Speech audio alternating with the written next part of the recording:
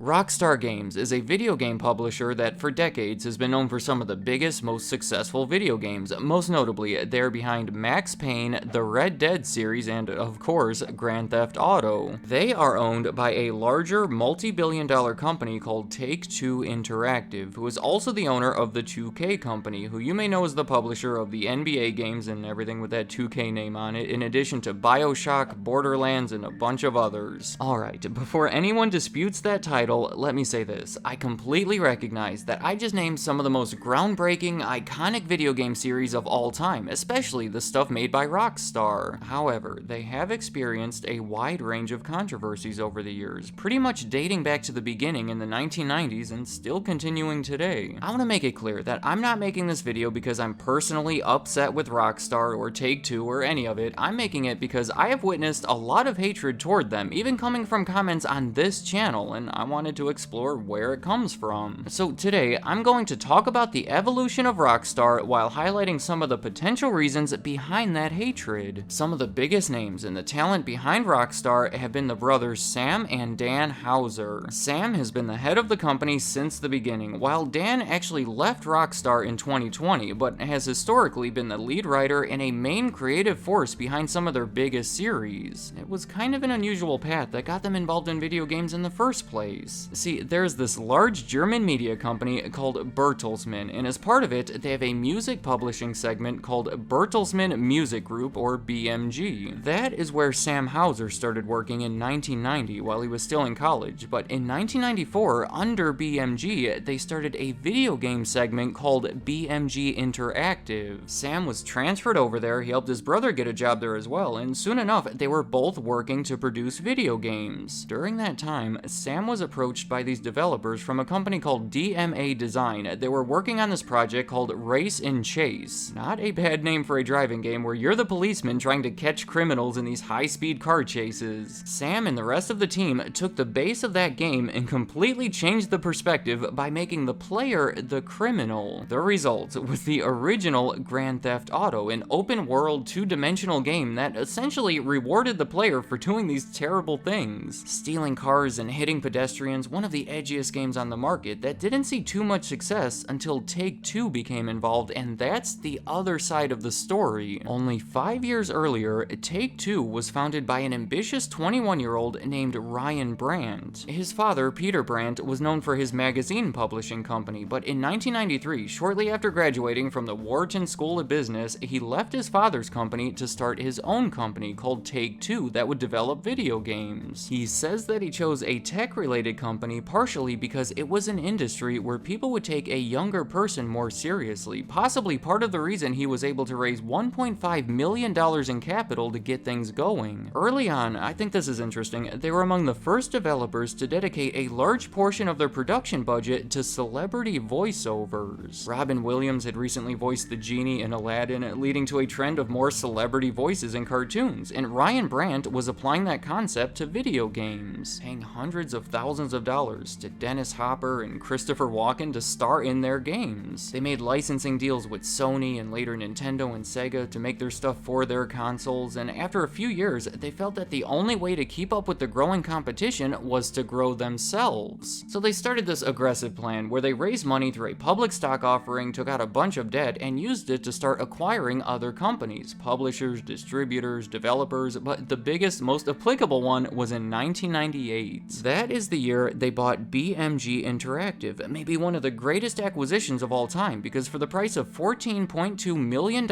in stock, they obtained the recently released Grand Theft Auto game, the rights to make future games in the series, and all the talent from over there, including Sam and Dan Houser. They took all of those assets and used them to form Rockstar Games, a very appropriate name given their background in the music industry and their overall edginess to the brand. The following year, they acquired DMA Design, the developer developer of the game and later renamed it Rockstar North. That's the main structure that still exists today. They went on to sell over 1 million copies of that original game, and in 2001 released GTA 3, which I would have to say is a noticeable jump from the ones before it. Technological and design improvements, including the fact that they added that third dimension, made it much more like the games that we know today. It had an amazing response and was actually the best-selling game of that year. Okay, let's get to the controversies. I'm going to start off with the obvious one: inappropriate content. Early on, it does seem like the company sort of leaned into that image and even tried to benefit from it. A lot of their early marketing was centered around how morally bad and outrageous the game was. I mean, we've all heard these discussions about whether or not video games lead to violence or influence children to do bad things. Back in the early 2000s, GTA was pretty much at the center of that argument. They were like the ultimate example of things portrayed in video games that kids should not be doing in real life. In 2003, the argument was fueled when an 18-year-old who had been playing GTA excessively shot and killed 3 people, including 2 police officers, and then stole a patrol car. Obviously, terrible events that are similar to the ones portrayed in the game. Later on, Hillary Clinton took a public stance against the game, citing how it affected children. In fact, in GTA 4, there's a version of the Statue of Liberty called, I guess, the Statue of Happiness that does kind of resemble her. It's been rumored that it was modeled after her in response to those comments. I don't want to go too far in this one. Like I said, it's an argument that we've all heard before, but the violence and the other criminal aspects of the game have raised concern over the years. It's caused many parents and politicians and generally concerned citizens to dislike the game and Rockstar and anyone else involved in creating it. My next reason behind the hatred would be their accounting scandals. To be clear, this involves the accounting of Take-Two, the parent company, but Rockstar is part of them and it's hard to separate the two. It was a major scandal though. The SEC accused them of messing with their accounting to make their financial position look better than it actually was. The main way that they were accused of doing it was called parking transactions. They would ship hundreds of thousands of games to different distributors, report them as sales, and then in a later period, they would be returned. Sometimes upon that return, they would be reported as new inventory rather than a return of sales. The purpose of it was to artificially inflate their sales, which led to artificially inflating their profits, which investors would see and buy their stock, which in turn would artificially inflate their stock price. They were also accused of inflating their profits by another $20 million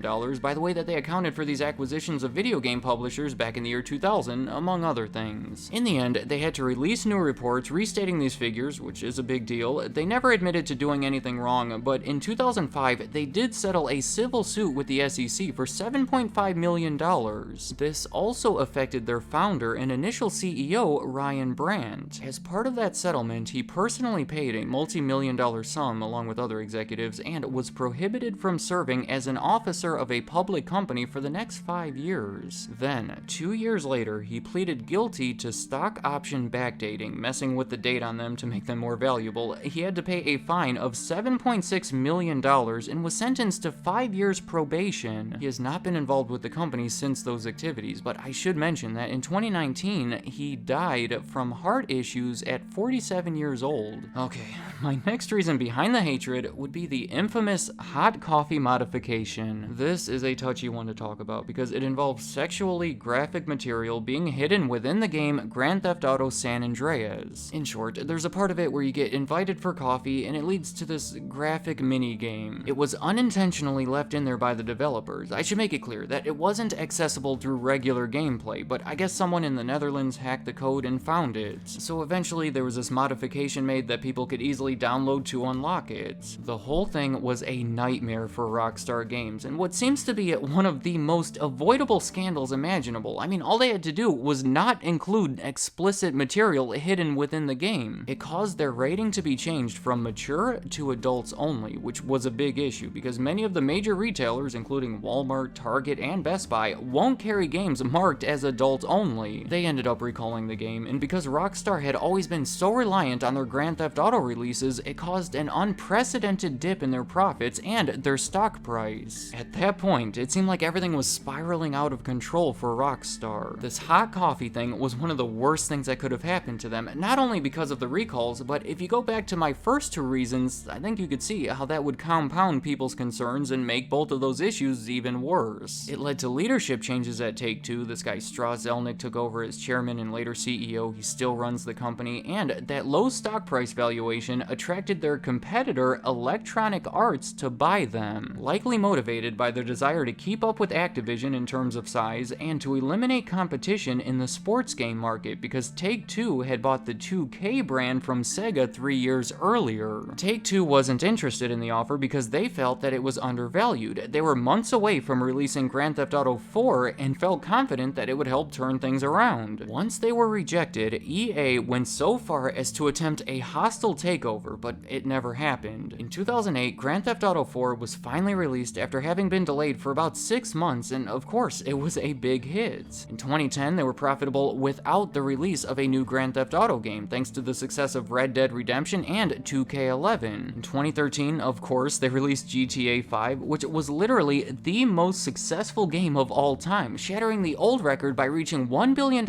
in sales in 3 days. Which leads me to the current day and my next reason, long development times. When Rockstar releases a new game, you better believe it's going to be a big deal, and great games like that take time, we all understand that, but as of the making of this video, the latest Grand Theft Auto game was released in 2013, and it's not looking like there's going to be a new one anytime soon. Everyone's been waiting for it, but then there's been very little indication from the company as to when it's going to come out, and then of course Dan Houser left in 2020, so that's concerning. But I guess since GTA 5 was so strong, they've been able to rely on it for so long, or maybe you could argue that they've been milking it and making it last much longer than they should be. But either way, 29% of their revenue still comes from Grand Theft Auto. Red Dead Redemption 2 was released in 2019, 9 years after the original, and here we are years later, and I don't believe Rockstar has released anything at all since. This is closely related to my final reason, you knew it was coming, microtransactions. Maybe you could say that Take-Two is more responsible here, but these are the things that have been upsetting fans lately that stuck with Rockstar through all those struggles and controversies of the past. Right now, 62% of their revenue comes from what they call recurrent spending, which includes revenue from virtual currency, add-on content, and in-game purchases. It is much more than ever before, and honestly, to the disappointment of many gamers, seems to be where the industry is heading. It may not be what the fan base wants to see, but I would say that adopting this model makes perfect financial sense for Rockstar. They have always struggled to make money in years without a new GTA release, and now that they have a reliable way of earning money without one, they can finally relax a bit to ensure that the new ones are going to be great. But you still have to wonder, is Rockstar the revolutionary company that could put out some of the most creative and extensive games of our time, or are they slipping into this lower effort position where they're mostly just kind of exploiting their previous successes? Take-Two has released statements suggesting shorter games in the future, complemented by extra content released later, leading people to kind of lose faith in the future releases. I guess time will tell, but I think they're going to have to come out with some truly amazing stuff to win some of these people over. Let me know in the comments, how do you feel about Rockstar? Are you bothered by their controversies of the past? And how do you feel about the newest ones regarding their lack of new releases and their reliance on microtransactions? Also, it has been difficult to separate who's truly at fault for a lot of this. Is it Rockstar, or is it Take-Two, or some percentage of both of them? So any thoughts you have about Rockstar or any of this, leave them in the comments. I'd like to hear what you have to say.